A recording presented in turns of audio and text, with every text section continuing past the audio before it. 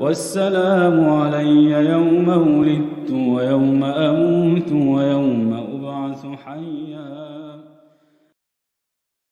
Alhamdulillah. We've reached verse number 60 of Surah Al-Kahf, which tells a really important story. You know, I think I mentioned this, we had in the Quranic Arabic course, we had a discussion quite lately on the several dimensions of the Islamic tradition. We talked about the 7 dimensions for those who attended that class. So we have the theological dimension. Think of concepts like Tawheed, Al-Qada wal-Qadar, and these doctrinal principles. So the theological dimension of the Islamic tradition. Then we have the ritual dimension of the Islamic tradition. Think of the Salah, the Zakah, fasting, and these rituals of the Islamic tradition. So we have the theological, ritual. We also have the spiritual dimension of the Islamic tradition. What do we mean by the spiritual dimension is literally the experience, how Muslims care about the experiential knowledge of God, how they experience the divine. And there is the ethical dimension of the Islamic tradition, the key values that Islam values: justice, beauty, truth, honesty. Then we have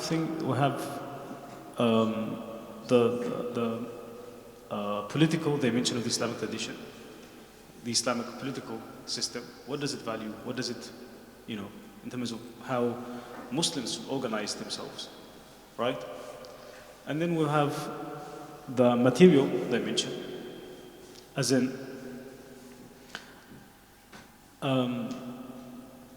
the specific nature of Islamic architecture. Think of Arabic calligraphy, think how mosques are built, which somehow symbolize our own philosophies. And finally, there is the narrative dimension. So we've counted 7 dimensions: theological and ethical, theological, ethical, ritual, spiritual, political, and the social dimension. Think of how Islam sees us as a community, that's the concept of ummah. And the 7th one is the narrative. What we mean by the narrative is the key stories. People relate to stories very easily. And in every faith tradition, there are always major stories. Those major stories, they are there to embody those thoughts, to embody those key principles. Sometimes it's difficult for people to relate to principles, to understand them to begin with. But when you see them being embodied in a story, that's a different thing. It becomes so easy. So, major religions have those dimensions.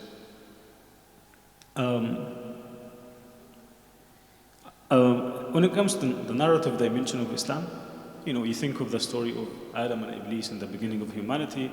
You think of the story of Qabil and Habil, the 2 sons of Adam. You think of Moses' encounter with Fir'aun. These stories, they embody our philosophies. They embody our values, the values that we see as cardinal values. The story of Moses and Al-Khadr is one of those narrative-based stories. It is one of the foundational stories in the Quran.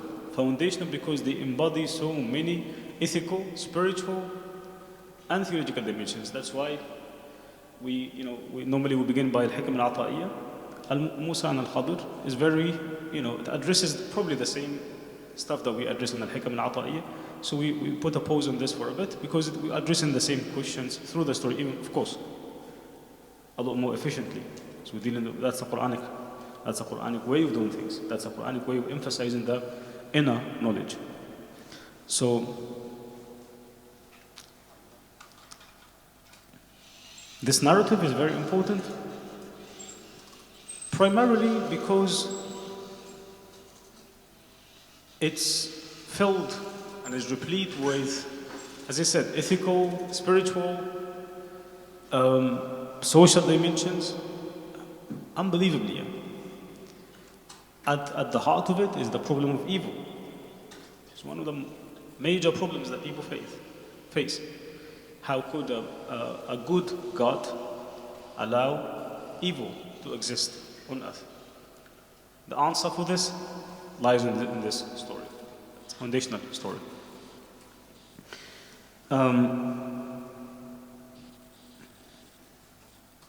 So foundational because it addresses the question of evil. It's also foundational because of knowledge. The nature of epistemology. In the sense that, in the Islamic tradition, there is always the Quran and the Sunnah and the Islamic tradition in general speak of two types of knowledge. One is al-ma'rifa al-dhahira. Al-ma'rifa al-dhahira, the apparent knowledge, or knowledge of the apparent. Where the Quran speaks of the disbelievers saying, يَعْلَمُونَ ظَاهِرًا مِنَ الْحَيَاةِ الدُّنْيَا. They only know the apparent things. In today's terms, the phenomenology, they know the things as they appear to them, not the essence of things. Right? Al-haq, that's the concept of al-haq. The haq of something is its essence. Right? That's why the Prophet ﷺ, one of his constant prayers, he would say, Allahumma arina al-haqqa haqqan warzuqni ittiba'ahu. Allah, show me that what is real, because many people would be confused about the real because the things may appear to them differently. So this story is very foundational because it brings those two types of knowledge to the fore.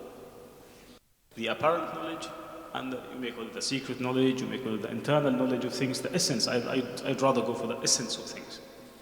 The essence and the existence, so to speak. Philosophically, they often speak of the essence and the existence. To use a more simple language, the essence of something and the apparent manifestation of it. And this is actually one of the key issues that we face today in today's world, as in, when you think of STEM subjects and humanities subjects, it's part of this division of knowledge goes back to this. When you speak of knowledge, when you speak of science, what do you mean? People today, there is a whole philosophy that is called scientism. What is meant by science? Does anyone know what is meant by scientism? Exactly. It's the belief that science is the only way you can do proper knowledge. It's called scientism. Why? Because the people, especially in this very culture, they have idealized this type of knowledge. They think this is the only way that you may arrive at certain conclusions, as in what I mean by certain, very categorical conclusions. Actually, the Quran, yes, appreciates this, but it says this is only one type of knowledge. This is the knowledge of the apparent world. It's not the knowledge of the essence of things. Right? So, here, in the Quran, we see the meeting point of both types of knowledge. علم الظاهر وعلم الباطن. Between two big figures, Musa alayhi salam and Al-Khadr alayhi salam. Big names, bringing two different types of knowledge. And that's why the Quran speaks of Majma' al-Bahrain, the meeting point of the two oceans. People think of the two oceans as in two seas. Could be. But more importantly, these are the primary types of knowledge that people have. The Quran speaks, here we have a meeting point between two types of knowledge. How do we reconcile? So this is, again, a foundational story because of that. Inshallah, we'll get to know more about those aspects as we navigate through the story. But we'll begin, inshallah, by the recitation. Hassan, if you may start by verse number 60. We're not going to finish the story, obviously, just up to verse number 70. So, Hassan, if you may read from 60. وإذ قال موسى لفتاه لا أبرح حتى أبلغ مجمع البحرين أو أمضي حقبا فلما بلغا مجمع بينهما نسيا حوتهما فاتخذ سبيله في البحر سربا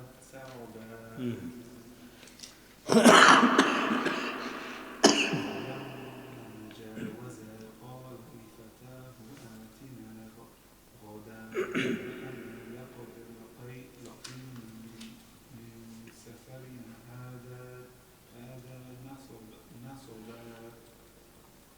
قال أرأيت إذ أوينا إلى الصخرة فإني نسيت الحوت أنسانيه إلا الشيطان أن أذكره واتخذ سبيله في البحر عجبا. ولدان يا حسن. أيها.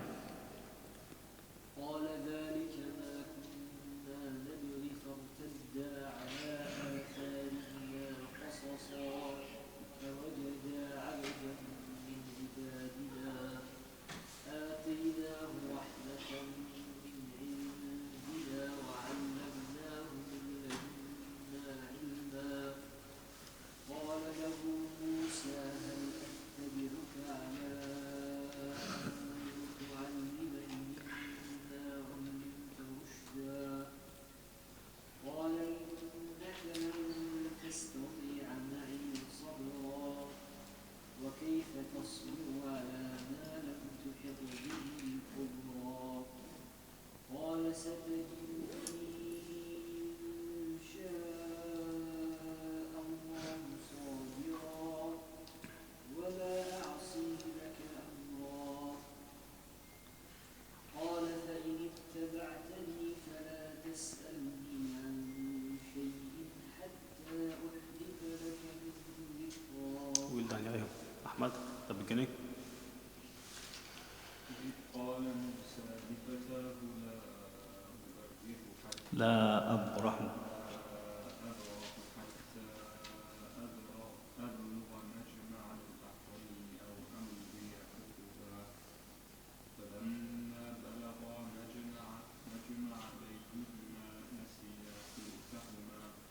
نسيا حوتهما فاتخذ سبيله في البحر سربا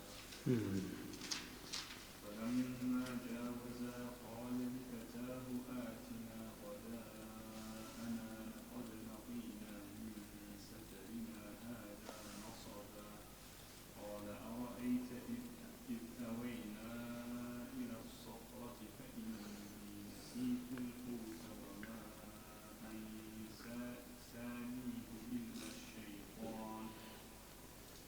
وما أنسانيه إلا الشيطان أن أذكره واتخذ سبيله في البحر عجبا قال ذلك ما كنا نبغي. Yes, you pause by نبغ. نعم. فارتدا على آثارهما قصصا. ولدان يا أحمد. ريان, can you give that a try? Islam. Come on, man. You're a good reciter.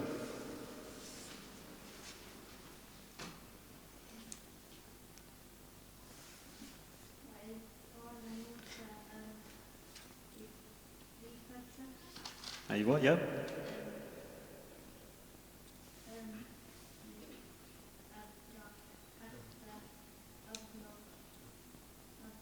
Well done.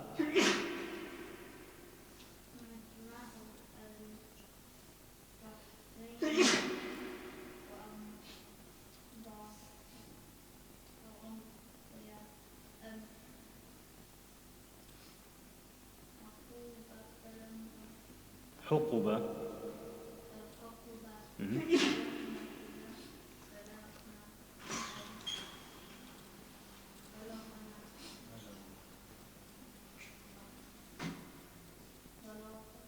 مجمع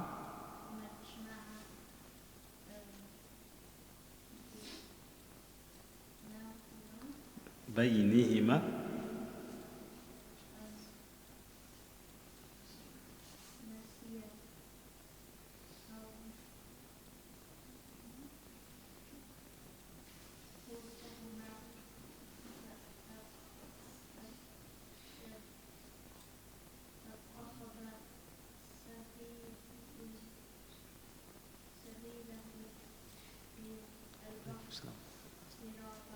في البحر سربا.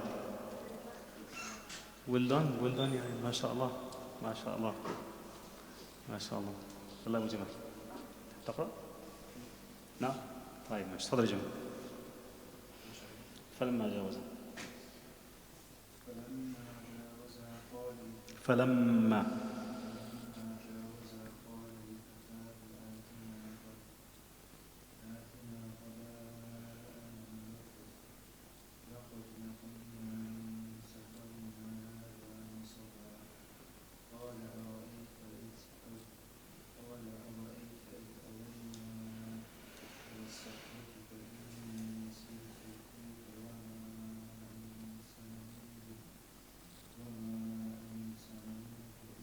أنسانيه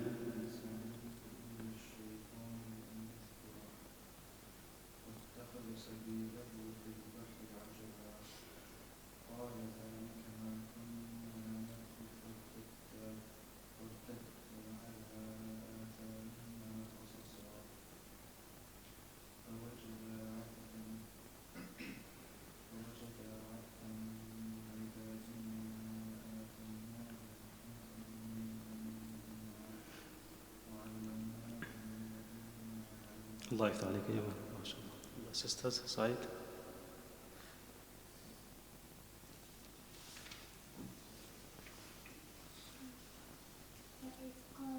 Okay, no, you continue 66.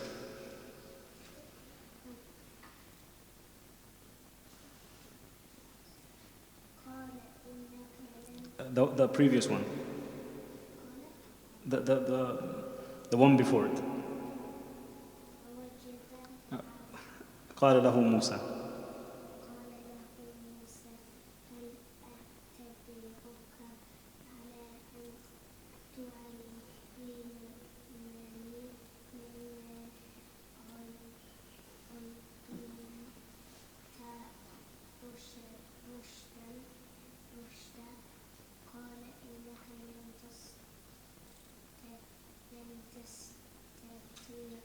تستوعب.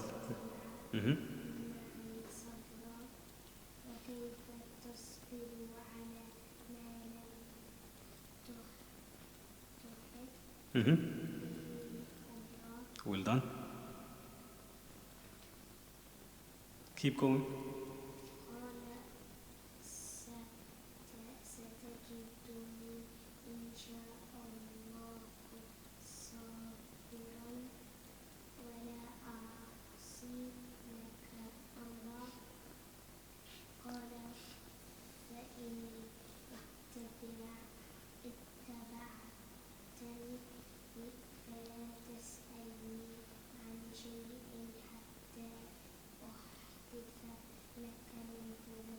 Very good, very good.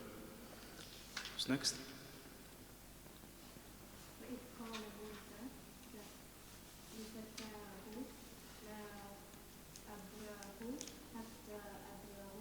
أبلغ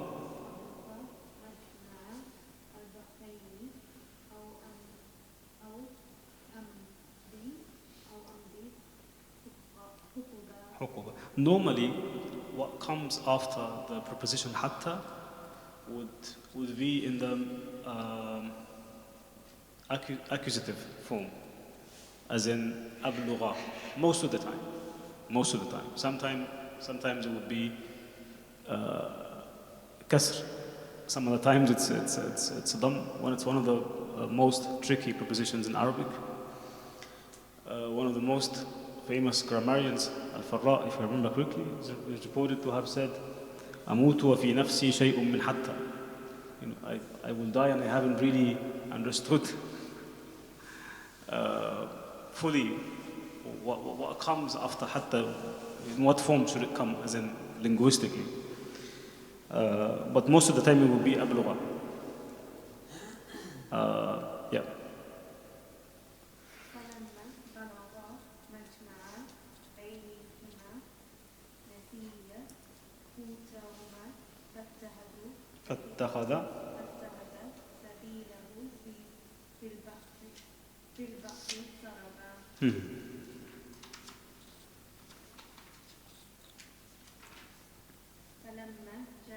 فلما جاوز قال لفتاه آتنا غداءنا لقد لقينا من سفرنا هذا نصبا. قال أرأيت إذ أوينا إلى الصخرة فإني نسيت الحوت وما أنسانيه إلا الشيطان أن أذكره واتخذ سبيله في البحر عجبا. قال ذلك ما كنا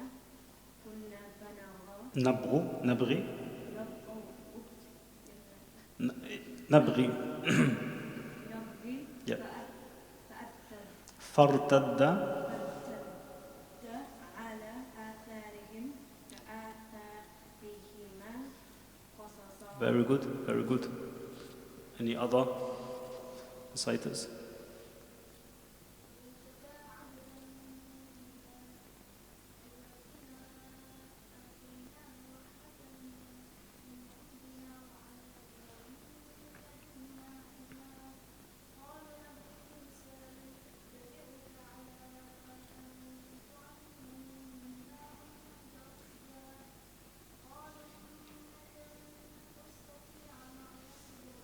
تستطيع. You know, the ta and the ta, they both come from the same, from a very close area. So it's, one needs to emphasize each position exactly. تستطيع. Yeah. Well done.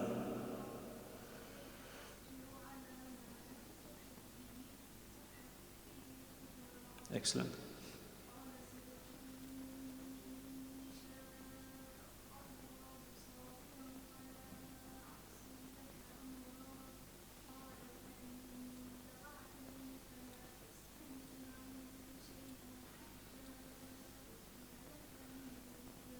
ذكرى. Brilliant. Other reciters? Sana? Oh. Someone else? Okay.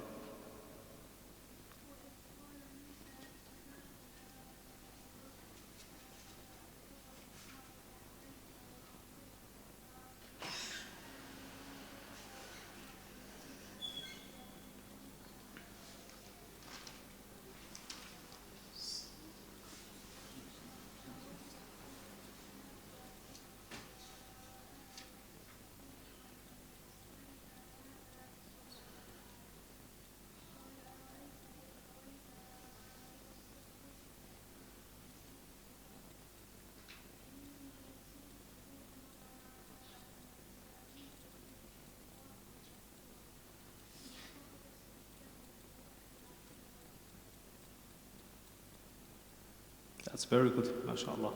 Who's next?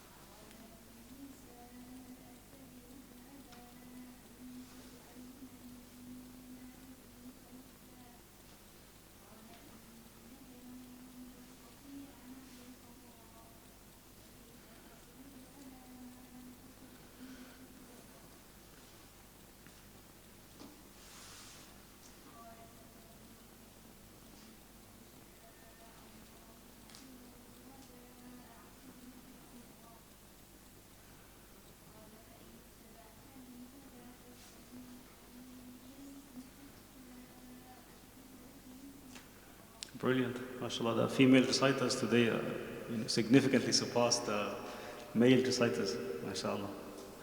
Allah, readers? No? No one else? Kaysan, do you want to? Sorry, is it from the beginning? From the 60, number 60. فانطلق حتى إذا No, 60. 60. Oh, Yeah. 60. Yeah.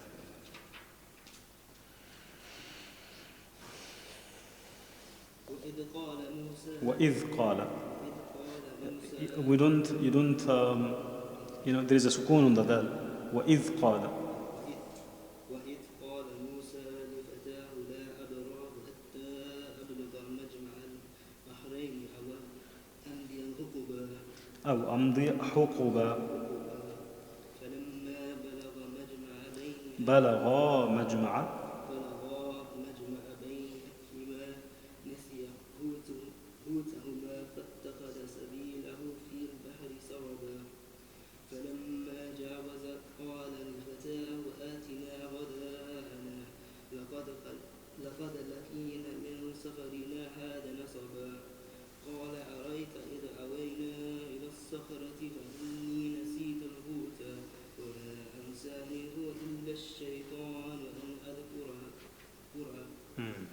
واتخذ سبيله في البحر عجبا قال ذلك ما كنا نبغي فارتد على آثارهما قصصا. Well done. Kaysan. MashaAllah. The next one. He resisted. Of course. تفضل يا Yeah, that's true.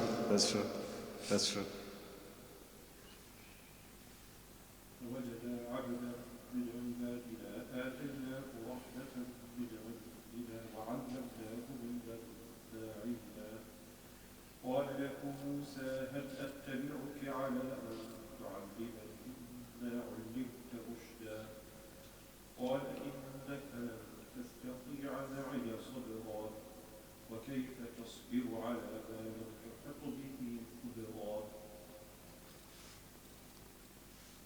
Up to here. قال ستجدني.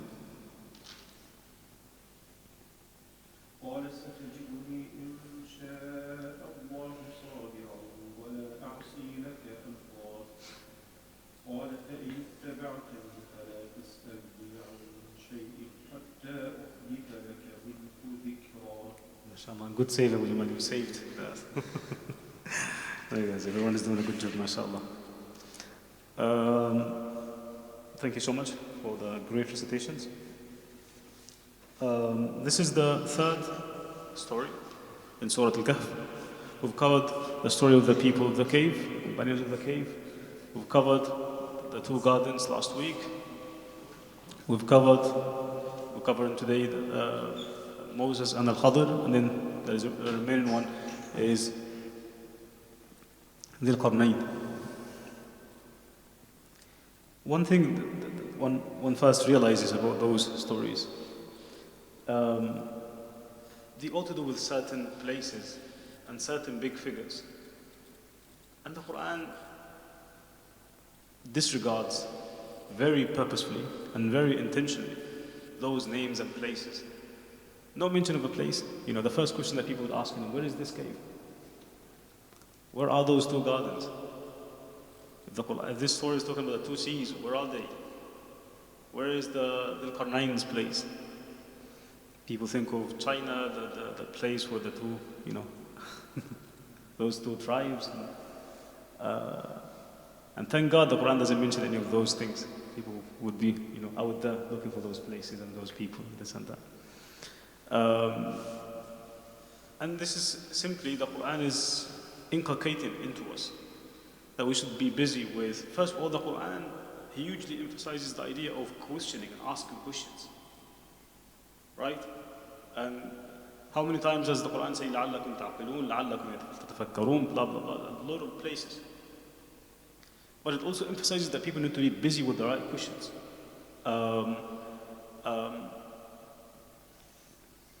Yes, there is no stupid question, And one should learn and should always aspire to raising. There is no harm in raising questions. You can only learn by raising questions.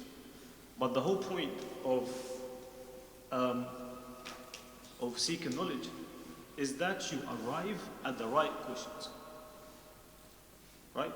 So sometimes the whole point of scholarship, literature, reading and writing and this and that is that you really get to know not just what the right answer is, but also what the right question is.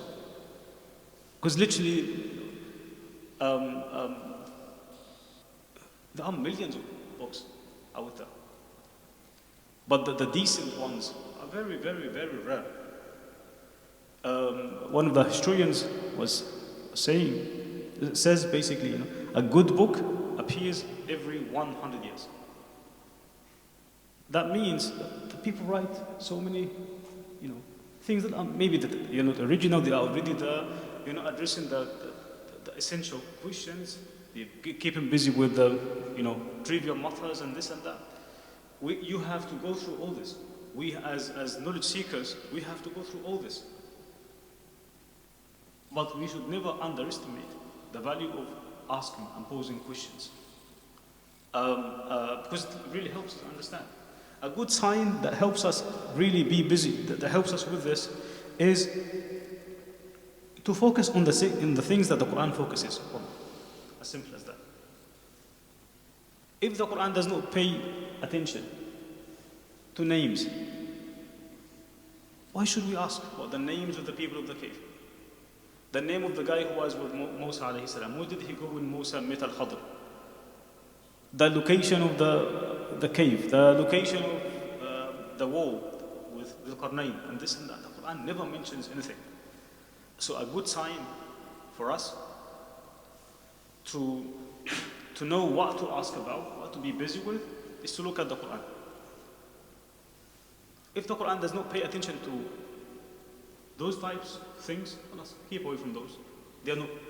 That is to say, they are not really important, right? Otherwise, when you read, Quran commentaries, you may come across so many things that are not really important. And then some people will be discussing the color of the dog that was with the people of the cave, right? Some people were asking, the ant that was talking to that insect in Surah Al-Naml that was talking to Prophet Solomon. Was it a male or a female?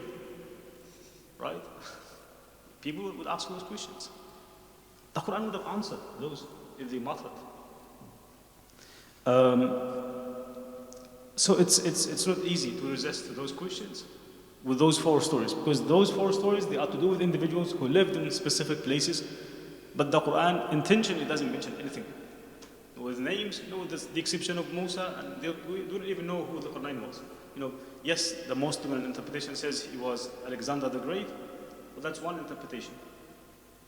The rest of the guys, the Quran is silent on the identification of the identities, basically. That teaches us something about them, what we should be after in terms of useful knowledge. The Prophet ﷺ, one of his prayers would be ilmun nafi', that Allah may give us a useful knowledge. So not every knowledge is useful. A good sign that helps with this is literally to focus on the things the Quran focuses on.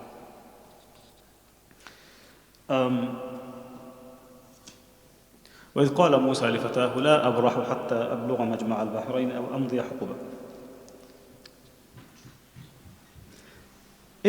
That preposition is literally means remember.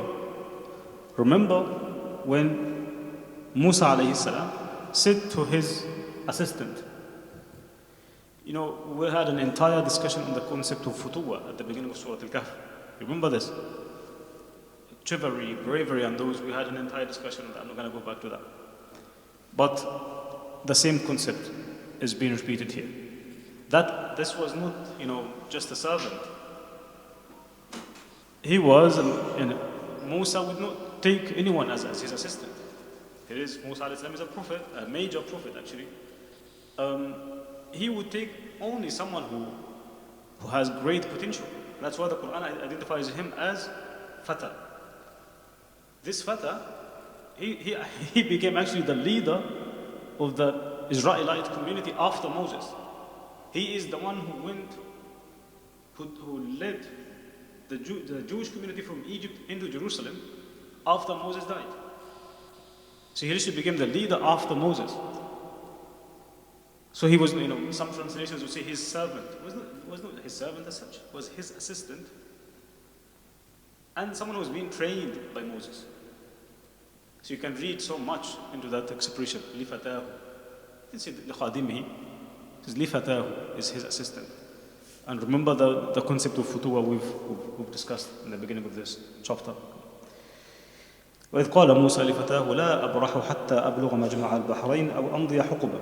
لا أبرح, linguistically it literally means I will never give up. I will never give up until I reach مجمع البحرين, the meeting point of the two seas or the two oceans. What are those two oceans? No idea. Some people say it's the Red Sea and the Mediterranean Sea in the area of Suez Canal. And they must, these guys must be Egyptians or something. You are interested in trips to Egypt. Other people will have other speculations. I think every nation have those big claims. We don't really know. Again, I just mentioned that the Quran is silent on those things for a good reason. He says, I will never give up until I reach the point where the two seas meet. As I said, more likely, this is talking about two different types of knowledge. Two different types of knowledges meeting. The knowledge of the apparent, that is represented in Musa alayhi salam. Not that Moses did not have any sort of experiential knowledge or essential knowledge, but this is to serve a specific purpose in this chapter. Musa is representing this type of knowledge, meeting a different type of knowledge, that's the essential knowledge, or the more the internal knowledge, so to speak. But let me give some context first. There are two stories. Why this happened? Why Musa alayhi salam set out to this journey? One, a famous one, it's mentioned in Bukhari. Abdullah ibn Abbas says, رضي الله عنه, قام موسى النبي خطيبا في بني إسرائيل. That Musa alayhi salam was given a sermon to the children of Israel. فوعظ الناس موعظة رقت منها القلوب. And he gave a sermon that was very emotional, very motivational, that really lightened people's hearts. ووجلت منها القلوب, and وذرفت منها العيون, and people were crying, weeping after that as he was giving the sermon. فسئل أي الناس أعلم. Someone was really taken aback by Moses' knowledge. And he said to him, أي الناس أعلم, who is the most knowledgeable person? فقال أنا أعلم. Musa alayhi salam said, I am the most knowledgeable on this earth. The narration in Bukhari says, فَعَتَبَ اللَّهُ عَلَيْهِ إِذْ لَمْ يَرُدَّ الْعِلْمَ إِلَيْهِ. That Allah blamed Moses, that he did not attribute ultimate knowledge to Allah. فَأَوْحَى اللَّهُ إِلَيْهِ إِنَّ عَبْدًا مِنْ عِبَادِي بِمَجْمَعِ الْبَحْرَيْنِ هُوَ أَعْلَمُ مِنْكَ. Allah, inspired Moses, revealed to Moses that there is a worshipper of mine who is at a certain place that is known as Al-Majma' al-Bahrain. He is more knowledgeable than you. فقال يا ربي وكيف به? How do I arrive? How do I reach this person? فقيل له احمل حوتا في مكتل. He was told, take a حوت. حوت literally means fish. Up to this moment, probably the only country that uses this word in reference to fish is Morocco. They call the fish حوت. The Arabic word for it is حوت. While the vast majority of the Muslim world would use the word, what is it? Samak. Samak actually is not an Arabic word. Samak is a Persian word. Samak is a Persian word. But the Quran uses حوت. Normally in Arabic today, when you say hoot, people think of whale. A whale is a hoot. But what is meant here is just a fish. He was told, فَأَحْمِلْ حُوتًا فِي مِكْتَرٍ, just get a fish and put it into a basket and travel. فَإِذَا فَقَدْتَهُ فَهُوَ ثَمْ. The moment you lose this fish is the moment, is for you to know that this is the place you meant to meet this man. Right? Then he goes, he gets to, that's the first narrative, that's the first narration. The second narration is simply a conversation that Musa alayhi salam was having with Allah subhanahu wa ta'ala. He asks Allah, Ya Rabbi, man ahabbu nasi ilayk? Who is the most beloved to you? Allah says to Moses, ahabbu nasi ilayya aktharuhum dhikran li. The most beloved to me is the one who remembers me the most. He asks again, وَأَيُّ النَّاسِ أَقْضَى? Who is the best judge among his people? Allah tells Musa alayhi salam, هُوَ الَّذِي يَقْضِي بِالْحَقِّ وَلَا يَتَّبِعُ الْهَوَى. It is the person who judges with truth, with evidence, with proof. And he does not follow his own prejudices. Musa asks a third question. He said, Ya Rabbi, هل في خلقك من هو أعلم مني? Of you creations, of you creatures, have you created anyone who is more knowledgeable than me? Allah says, Naam, yes. There is one person in such and such place. Musa again asks, كيف به? How do I arrive? He goes. So we have two narrations. Both are very possible. Actually, the first one is reported and authentic, more authentic than the second one, more popular amongst Muslims, but also the second one is in the tradition as well. So Musa alayhi salam says, لا أبرح حتى أبلغ مجمع البحرين أو أمضي حقبة. I will never give up until I arrive at this place, the place that Allah mentioned to me, the meeting point. أو أمضي حقبة. Otherwise, I'm more than happy to keep traveling for years to come until I reach this person. And Musa alayhi salam here teaches us the very first important lesson about seeking knowledge. What is it? It's literally commitment. A sense of unbelievable commitment. And Musa alayhi salam is enjoying that quality, and he is literally at the peak of knowledge of his day. For someone to believe, okay, when Musa alayhi salam says, I think I'm the most knowledgeable, he was not bragging about it. To his mind, he hadn't seen anyone who was more knowledgeable. In no way Musa was being arrogant. To his knowledge, he thinks, I am the most major prophet of Banu Israel today, and it's only natural, it's only logical that I get identified as the most knowledgeable. Right? But the moment he gets told about someone who knows more than him, what does he do? He doesn't say, no way, I am the best, nothing. He actually says, no way I can stay where I am until I reach this person. That is commitment to the pursuit of knowledge, commitment to the pursuit of truth. That is the first and probably the most essential quality of a student of knowledge, is a sense of commitment. Literally. A good resolve that you have. And again, it's one of the most hugely lacked qualities today. The fact that people are just after pieces of papers.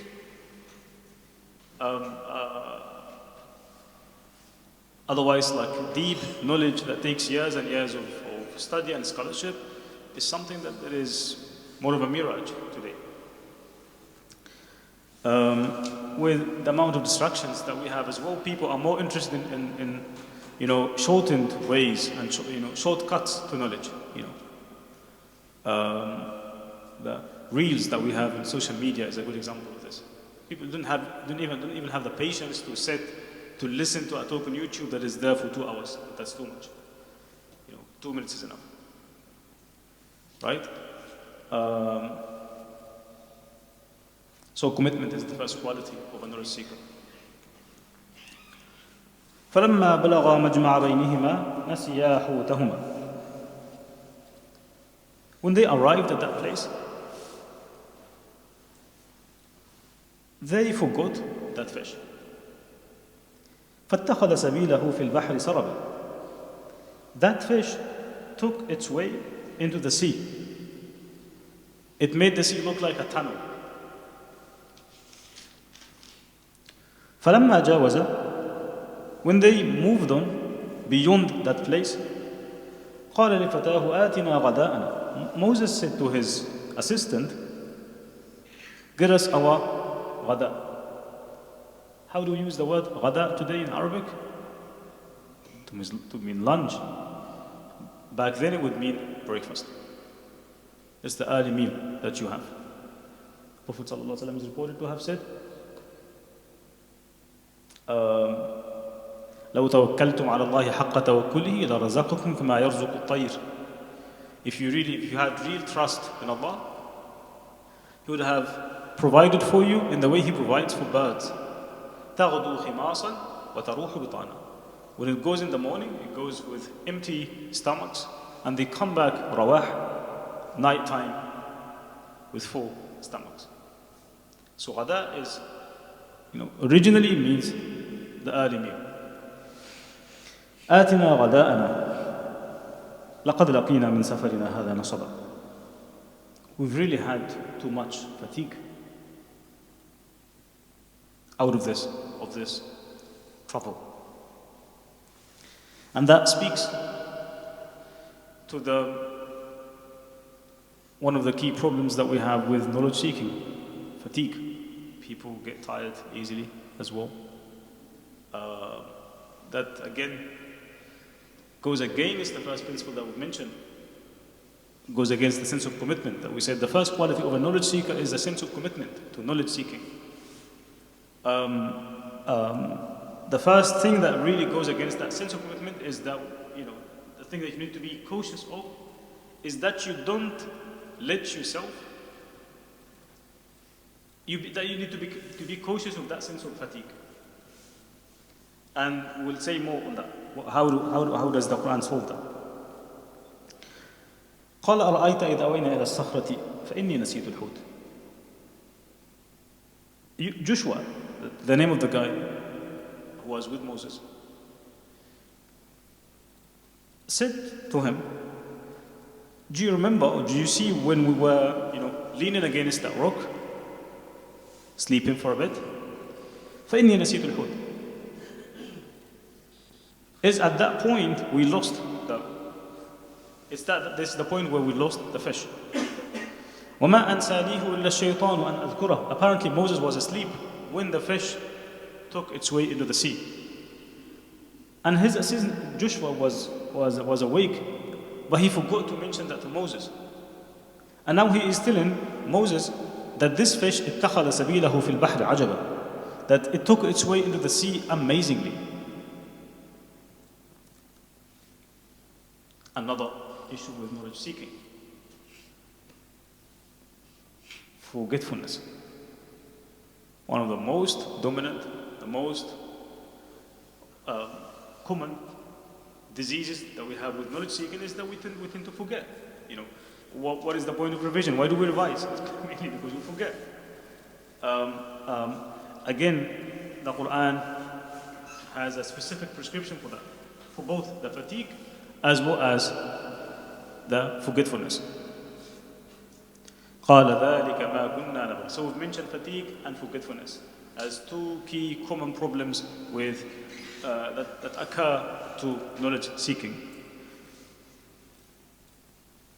قال ذلك ما كنا نبغي. Moses immediately says, this is actually what we were looking for. This is what we are after. فارتد على آثارهما قصصا. And one thing that I forgot to mention, Moses Moses' assistant, Joshua, mentions the shaitan. Again, which is a very important thing. We said before, and it probably was on a Friday khutbah or something, that the Quran identifies two primary enemies of human beings. One is internal, and the other is external. The internal one is the nafs. The external one is the shaitan. Right? This is a very recurrent theme in the Quran. Those two enemies, the internal and the external. And the moment you become aware of those enemies is the moment you come down in the face of challenges and moments of anger. Imagine if Joshua did not remind Musa alayhi salam of that. Musa could have gotten angry or something. But to remember that, of course this is not, Joshua is an accountable person, a reliable person, but there are things that were beyond him. But again, this is something had happened that stopped me from telling you. Maybe I may have forgotten. I'm not absolving myself of the blame. But at the very same time, I want you to remember the shaitan. The moment we see the same thing happening with Yusuf alayhi salam, with his brothers. One of the things that really calmed him down about his brothers is that he always had the image of the shaitan. At the end of the story, Yusuf alayhi salam mentions, من بعد أن نزغ الشيطان بيني وبين إخوتي. When he remembered, he got his brothers in Egypt. He is the most powerful person in Egypt, and he could literally smash them. But he actually forgives them, and he never mentions anything bad that they have done. Guess what? What could be the reason behind that sense of toleration? Simply because he knows who the real enemy is. من بعد أن نزغ الشيطان بيني وبين إخوتي. So that way of thinking really helps us calm down. Sometimes what happens is you literally think of the person that you're dealing with as he is or she is the real enemy. So understanding what is behind as well. Could be the nafs, obviously, yes. One needs to have those two in mind. Our own selves as well as the shaitan. قال ذلك ما كنا نبغي. Musa alayhi salam says, this is really what we are after. فارتد على آثارهما قصا. So they went back. They really retraced the footsteps. فوجد عبدا من عبادنا آتيناه رحمة من عندنا. When they went back, they found Al-Khadr there. The moment they went back, the Quran says, وجد عبدا من عبادنا. They found a worshipper of our worshippers, someone who is fully dedicated to us. SubhanAllah, when Allah speaks highly of someone, Allah identifies them as abdan min ibadi. Like think of the Prophet ﷺ in the journey of Al-Isra wal-Mi'raj, Subhanalladhi asra bi'abdihi. Allah identifies the Prophet as his worshipper. So that's a very high status. That speaks again to the high status of Al-Khadr alayhi salam. Al-Khadr, his name was Al-Khadr, literally means, maybe can be translated as the green man, or the man in green garments, possibly. فَوَجَدَ عَبْدًا مِّنْ عِبَادِنَا. They found one of our worshippers, آتَيْنَاهُ رَحْمَةً مِّنْ عِنْدِنَا. Someone who was endowed with our grace, our mercy. Many scholars would say he was a prophet because of this word, رَحْمَةً مِّنْ عِنْدِنَا. One of the key meanings of rahmah in the Quran is nubuwwah, that he was a prophet. Think of Zakaria alayhi salam. ذِكْرُ رَحْمَةِ رَبِّكَ عَبْدَهُ زَكَرِيَّا. But it could also mean other things. وَعَلَّمْنَاهُ مِن لَدُنَّا عِلْمًا. He was not just, he wasn't given that rahmah only, he was also given ilm, knowledge. And that ilm is an immediate knowledge. Knowledge, there are two types of knowledge. There is immediate knowledge, and there is mediated knowledge. Immediate knowledge is something that Allah subhanahu wa ta'ala throws into our hearts. How does it come about? The Prophet says, Man amila bima alim, awrathahu Allahu ilma ma lam ya'lam. If someone acts upon the knowledge that he has or she has, Allah will endow him with knowledge of the things that he didn't even acquire. Right? That's the first type of knowledge. They call it al-ilm al-ladunni, the immediate knowledge. Immediate in the sense that it did not take any sort of acquisition. The other type of knowledge is the mediated knowledge, that it took pursuit, took years of scholarship, take years of seeking knowledge. So the Quran is comparing two types of knowledges here. One is with Moses, that is mediated knowledge. Actually, Moses had both. He had a mediated knowledge, and he had the immediate knowledge as well. Because we believe in the most dominant school in Islamic theology would say that nubuwwah is a station in knowledge. We don't acquire nubuwwah as such. It is something that Allah endows us with. Allah bestows upon us. Right? وَعَلَّمْنَاهُ مِن لَدُنَّا عِلْمًا قَالَ لَهُ مُوسَى هَلْ أَتَّبِعُكَ عَلَىٰ أَن تُعَلِّمَنِ مِمَّا عُلِّمْتَ رُشْدًا. Musa alayhi salam happily comes, in Bukhari, Musa comes and he finds Al-Khadr sleeping, covered in green, and he says, he greets him with salam. Al-Khadr says, وَأَنَّا بِأَرْضِكَ السَّلَامِ. He responds by saying, there is no place for peace in this land. Musa said to him, Ana Musa, I am Moses. Al-Khadr says, Musa Bani Israel, are you the Moses of Bani Israel? He says, yes. Musa asks, هل أتبعك على أن تعلمني مما علمت رشدا? The same question here.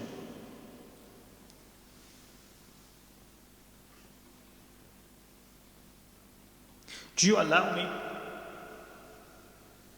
to follow you so that I may learn of the stuff that you've learned?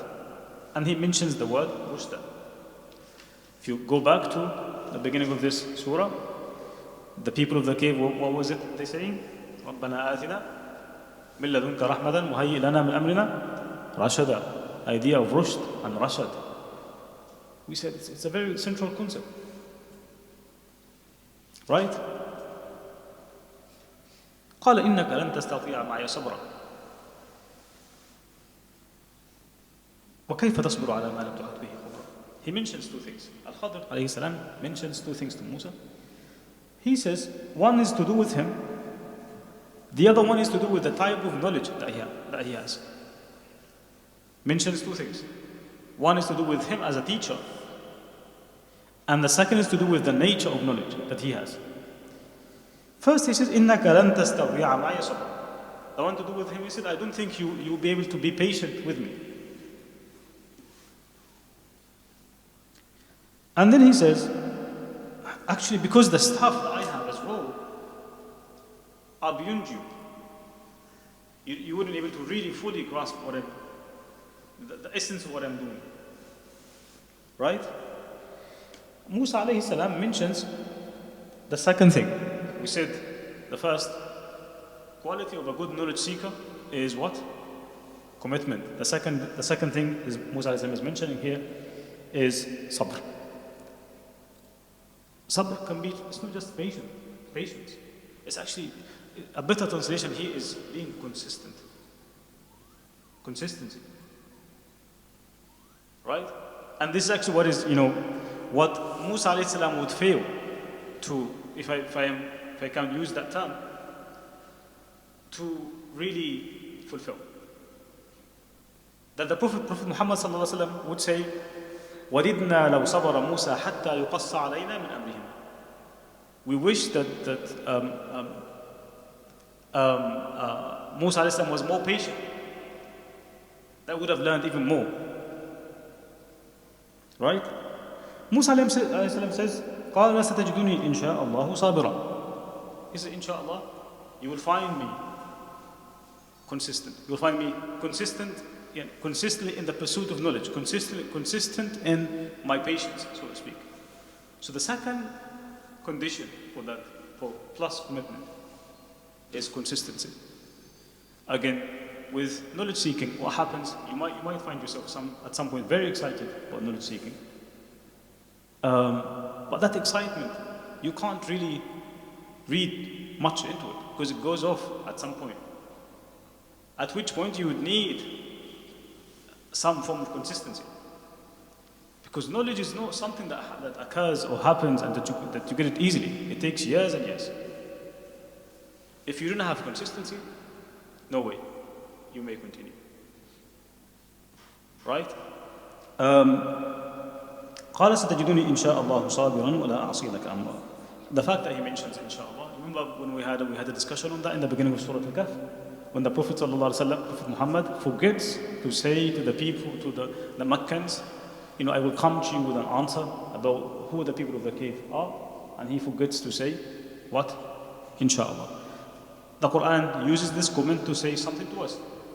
Moses used that statement to say something, to send us a message. Right? So that you're going to, inshallah, sabir. Inshallah, you'll find me patient. I'll do my best. وَلَا أَعْصِي لَكَ أَمْرًا. And I will never disobey any of your orders. Did Musa alayhi salam fulfill that? This is what we will see in those verses. قال فإن اتبعتني. Okay, if you want to follow me, فلا تسألني عن شيء حتى أحدث لك منه ذكرًا. Do not ask me anything before I begin telling you things. You would see things that are, very puzzling and perplexing. Don't get excited until I really explain to you. Did Musa alayhi salam fulfill that? He did not. For a good reason. If you put yourself in Moses' position, Moses' response is very natural. And because the stuff that he's going to see are unbelievable. Unbelievable. And that again speaks to us. That's why we said this story is very symbolic. Symbolic in the sense it literally relates. One of our scholars says, حال موسى مع الخضر كحال الخلق مع القدر.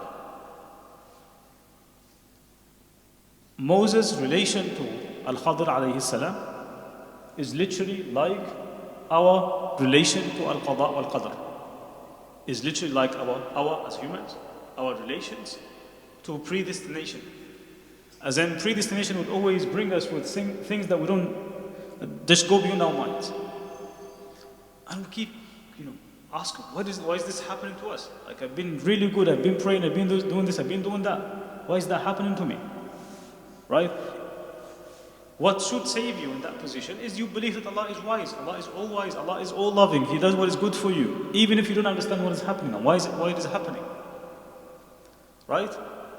This is exactly what is happening here. Musa alayhi salam is taken aback by what he sees. That he forgot the conditions that he accepted. In the three cases, he actually forgets. He apologizes and comes back to the teacher. Right? What is admirable here is Moses' commitment. And Moses' humility. Again, Moses is literally the man of the day. He's seen as the leader of the day. Someone who stood up for Pharaoh. That's a very big position. And his place with Allah, his Kalimullah, is Musa is Musa. Allah said to him, the moment he killed that Copt guy, and he became so distressed about it, is the moment Allah said to him, وَاصْطَنَعْتُكَ لِنَفْسِي وَأَلْقَيْتُ عَلَيْكَ مَحَبَّةً مِنِّي. By way of comforting Moses, I placed your love in people's hearts. The moment they see you, they love you. وَلِتُصْنَعَ عَلَىٰ عَيْنِي وَاصْطَنَعْتُكَ. I made you for me. I fashioned you in this way for me. Right? That's a big thing. Here is the person we're talking about. And he knows this, and yet he humbles himself down completely to someone he doesn't know. He hasn't heard of him even. Al-Khadr alayhi salam again knows the secret. Maybe he was an angel. Actually some Muslims will say actually Al-Khadr was an angel, but Allah had sent to teach Musa alayhi salam something. And Al-Khadr knew this. In the hadith in Bukhari says, when Moses asked Al-Khadr whether he can be his student, he said to him, Ya Musa, inni ala ilmin min ilmi Allahi allamanihi la ta'lamuhu ant. I have a type of knowledge from Allah that you don't have. وَأَنْتَ عَلَى عِلْمٍ عَلَّمَكَهُ لَا أَعْلَمُ. And you have a type of knowledge that I don't have. I am not really interested in that, but you are interested in mine, in the one that I have. But I don't think you'll be patient enough. And that means he knows what the essence of the problem is. Right? Musa again persists. He says, Satajiduni inshallah. Inshallah, Allah told me, you are the most knowledgeable person. They go, and again, the first lesson that Al-Khadr teaches, Musa inshallah we'll get to cover this next week, but there is no harm in mentioning this. They embark on the ship, and as they are in the ship, there comes a little sparrow, little bird, and stood on the edge of that ship. فجاء عصفور فنقر فوقف على حرف السفينة. That sparrow stood at the edge of that ship. فنقر نقرة أو نقرتين في البحر. Then it literally dipped its beak into the sea. Al-Khadr took this moment to teach Musa alayhi salam a lesson, and he said to him, يا موسى ما نقص علمي وعلمك من علم الله إلا كنقرة هذا العصفور في البحر. Your knowledge and my knowledge combined do not decrease of Allah's knowledge more than what this sparrow has taken. That means we have nothing. Knowledge-wise, we know nothing. As Abbas al-Aqad, one of the key intellectuals of the 20th century, would say, نحن نتعلم لنبتعد عن نقطة الجهل لا لنطلب العلم. He says actually in our pursuit of knowledge, we don't really pursue knowledge as such. We are trying to distance ourselves as much as we can from ignorance. Otherwise, to claim that you have knowledge, that's a big thing. That is a big statement. It says, we pursue knowledge. Our pursuit of knowledge is primarily about, imagine this is ignorance, you're trying to go away from it. Can I claim that I really acquired much knowledge? That's a different story. That means as humans who are deeply involved in ignorance. That's what the Quran says, وَكَانَ الْإِنسَانُ وَلُومًا جَهُولًا. The Quran identifies the human being as a jahul, deeply ignorant. In our pursuit of knowledge, we are literally trying to distance ourselves as much as we can from ignorance. And that should humble us down a little. To summarize, we mentioned two key qualities of knowledge seeking. One is a sense of commitment. Commitment means dedication. Not, people today, they often say, I want to listen to a motivational speech. What does that mean? It speaks that we have made knowledge seeking as something of a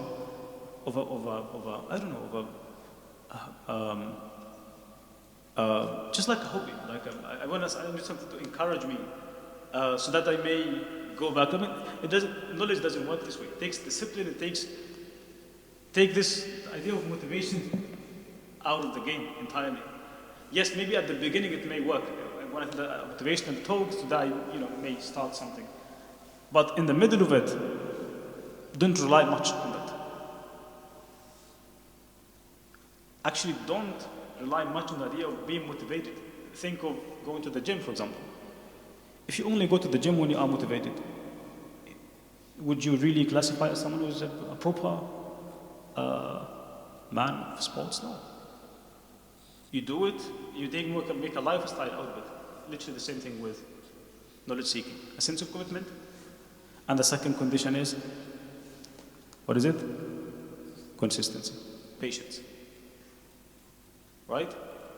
We mentioned two problems, common problems with knowledge seeking. One is fatigue. How do we treat fatigue? being consistent, part of it is that you didn't really tire yourself. You can't be consistent when you tire yourself. You know, when you speak, for you to implement consistency, you need to simply compartmentalize the jobs that you have. If you are meant to write an essay of 10,000 words or 5,000 words, you can't do that in a day or two. You know, but you can surely do that in 1 week, 15 days or something. But when you compartmentalize that, that is consistency. But you need to become committed to that. If you say, I want to do this in 15 days, you do this in 15 days. That is commitment and consistency. What causes fatigue is intensity. I want to finish all this in 2 days. You can't, if you manage to finish one essay that way, there is no way you can continue all the way like that. You would hate education. Right? That is a treatment to fatigue, a treatment to forgetfulness again as well. You know what happens with revision? Why do we have terms, semesters? Those semesters is for us to really have a chance to revise so that knowledge becomes part of who we are. It moves from the short-term memory to the long-term one. It does take time for this to happen. What does this is simply consistency. So again, consistency is the cure to fatigue and forgetfulness. And underneath consistency, I read compartmentalization as well.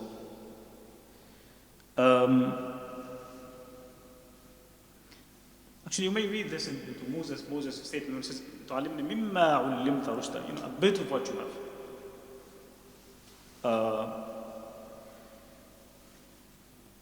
Again, we learn the humility of Musa alayhi salam. He doesn't brag about himself. He says, "Inshallah, you'll find me patient. I'll do my best."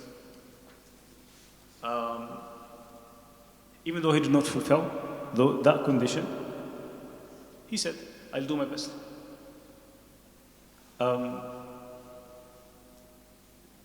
Reminds us of seeking Allah's help, seeking Allah's aid. Yeah. I mentioned the term.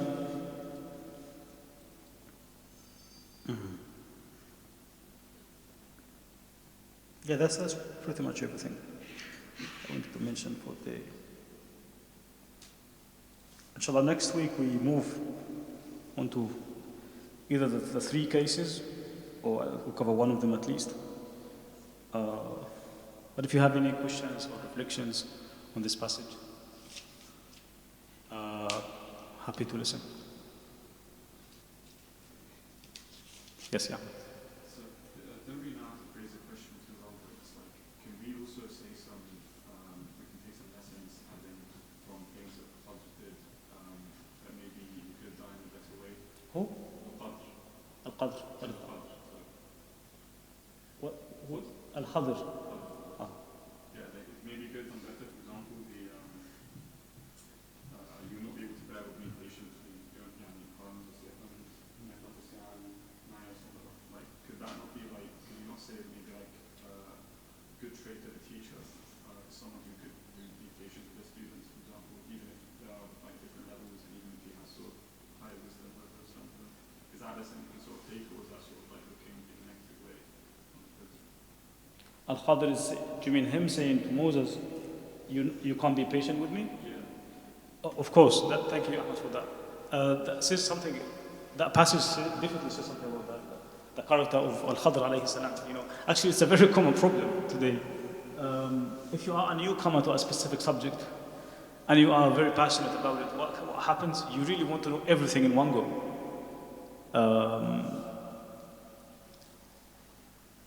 And Musa alayhi salam, Al-Khadr alayhi salam is saying, you know, it's not going to happen this way. You need to have some trust in your teacher. You'll get to learn certain things at certain times when you are really prepared for them.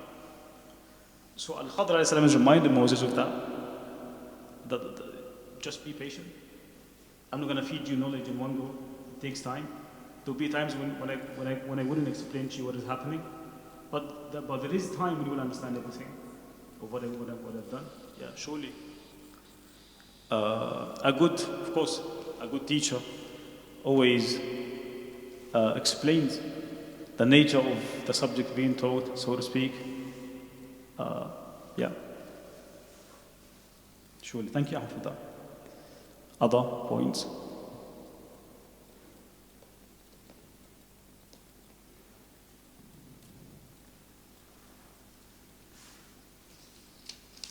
Questions, reflections? As I'm not Al-Khadr, I'm happy to listen to. And you're not Moses, obviously. So feel free to ask questions. Did you say Musa alayhi salam had knowledge that Khadr didn't have? Yes, that's what the Prophet said, sallallahu alaihi wasallam. And like, you know how Musa alayhi salam was to learn from Khadr? Like, there were reasons why Khadr didn't want to learn from, like, both.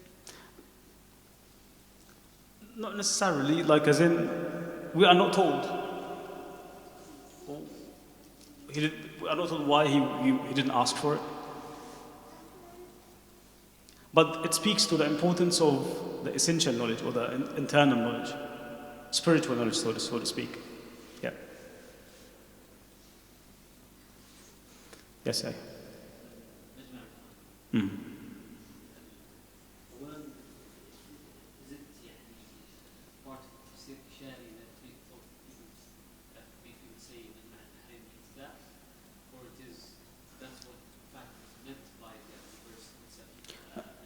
No one can claim any sort of categorical interpretation, neither the ones of Tafsir al-Ishari or Tafsir al-Ibari.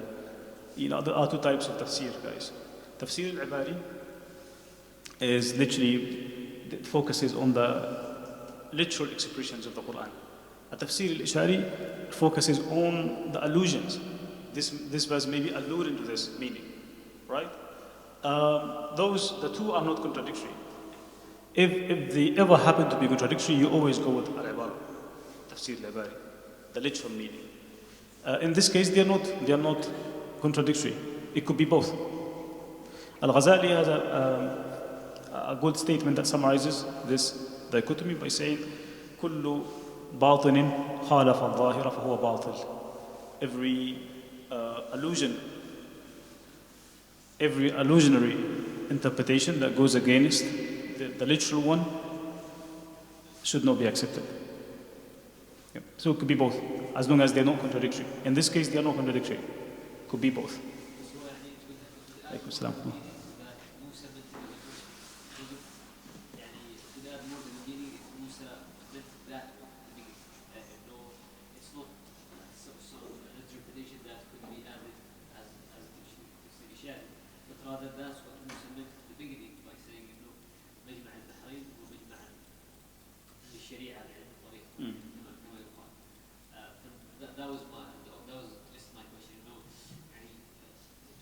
Geographically at the beginning, and then some interpretations might mean it's that, or it was initially in the first place.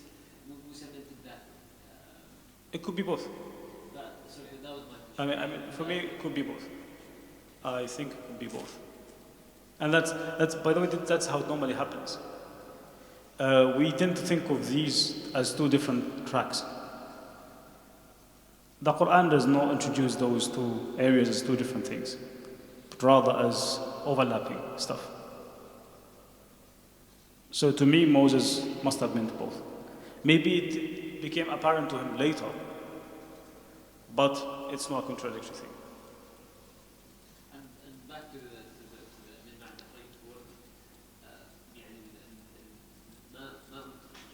Moses' book was ought to be apparently علم الشريعة وعلم الله. فإذا back the verses coming ahead وآتيناه من لدنا أو قال وآتيناه رحمة من عندنا. فالرحمة wouldn't be, or he wouldn't have the same type of knowledge because Musa already has. فمعناه إنه هناك two different types of knowledge for each person. الرحمة هنا wouldn't it not mean, or it wouldn't mean the nubuwwah. Could be. It could. Possibly. I mean, we shouldn't think of Nubuwwah as of one single type of revelation. The nature of Moses' revelation is different from the revelation that Jesus had, different from the one that Prophet Muhammad had, alayhi salam. So there could still be a space for difference. We should not think of Nubuwwah as one single monolith. If that makes sense. And I hope my question was right. No, I'm sorry. But Yeah, it did make sense. It did make sense. But what I'm saying is, he could be a prophet, but his knowledge is different. No, does that mean that, that's what I was trying to say, that Moses, it is not that he didn't have any sort of spiritual or essential knowledge. Of course he did. But the one that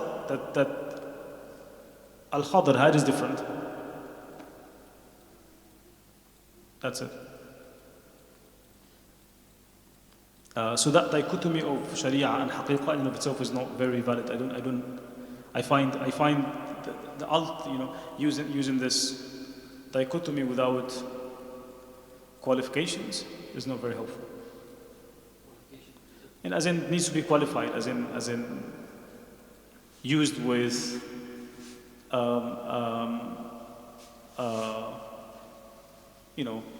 disclaimers. Yeah. No problem.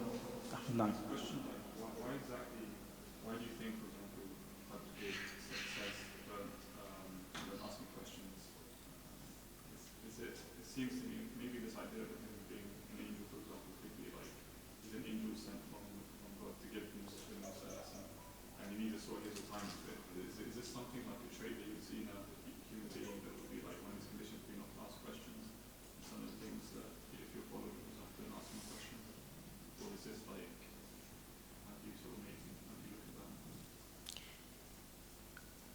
Are you asking if we as students, for example, should not be asking questions in the process of learning, or what? If you're following like a teacher, Uh-huh.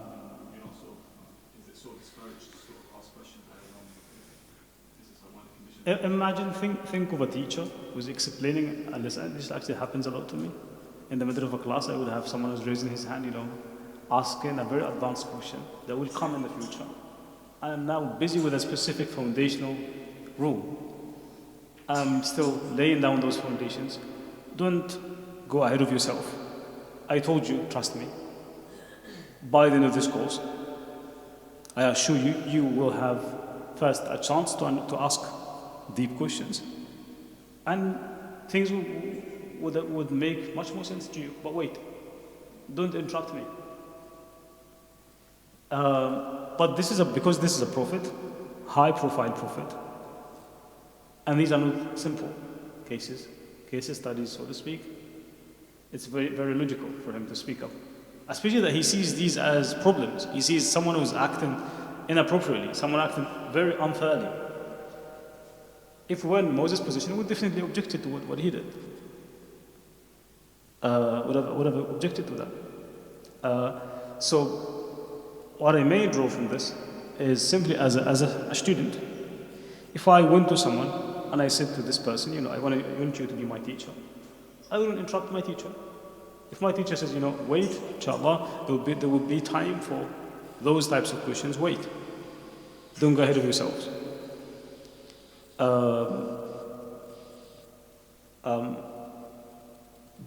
And if you ask questions to do with what has been covered, right?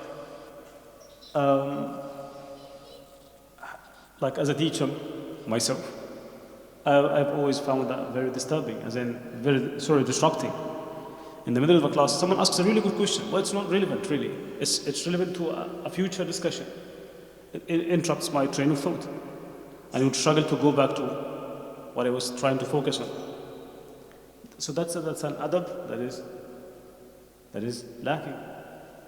But of course, one needs to be quite subtle with this as well.